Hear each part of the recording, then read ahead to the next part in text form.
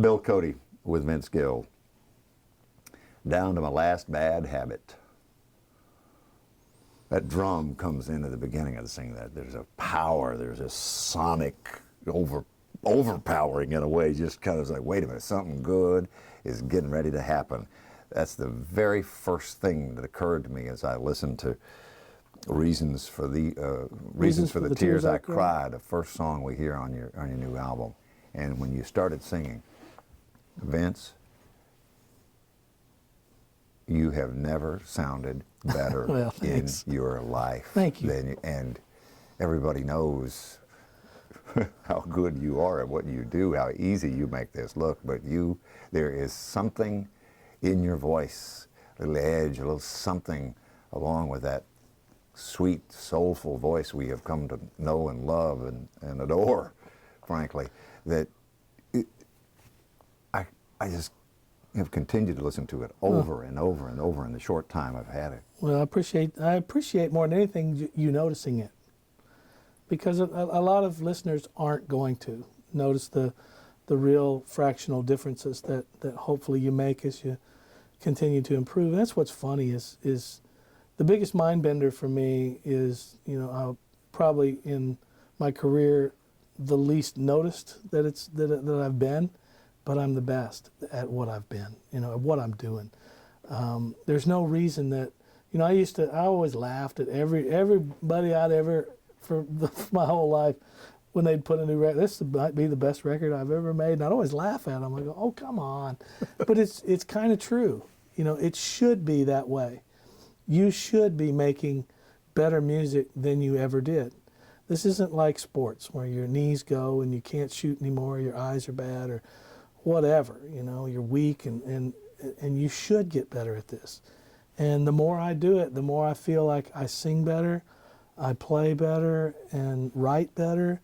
I was going to say, one of the things that struck me on this whole album, and it's always been the case with you, but even, again, it's personified somehow. In listening to this, are those extraordinary melodies you come up with. Well, or you and your co-writers come up with. There's just something about the melody, you just know it's coming, and the payoff is there, cut after cut, whether it's something up-tempo and fun, or it's a ballad like the title track. Yeah, I just think some of that is that there's not as many melodies being written in today's world of music as there used to be. And it's not a knock on what they're doing, that everybody's doing what they love, but melodically it's not very adventurous, in a lot of songs. And I always feel like that because I can sing the way I sing, I always looked at people like maybe Roy Orbison or somebody, and you listen to his songs that he wrote, he could write those melodies that he knew what his voice could do. So melodically he could take songs and like Crying or whatever and just go, and have it have some great, breadth and just, I don't even know, some range more than anything else. And I still am as passionate about it. Everybody, most people would say, well, you've succeeded, you should chill out. And I said, no.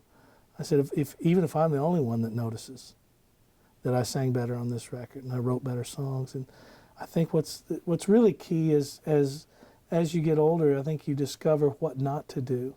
You don't waste your time on doing something that you really don't need to do. When you're young, you feel this need to kind of prove and show off. And I remember young as a musician, I was on some session playing guitar for somebody, and it was my turn to play a solo, and I played, and the producer said, "Man, that was great, man. I loved that."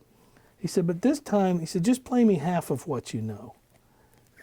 And it was such a great lesson to learn.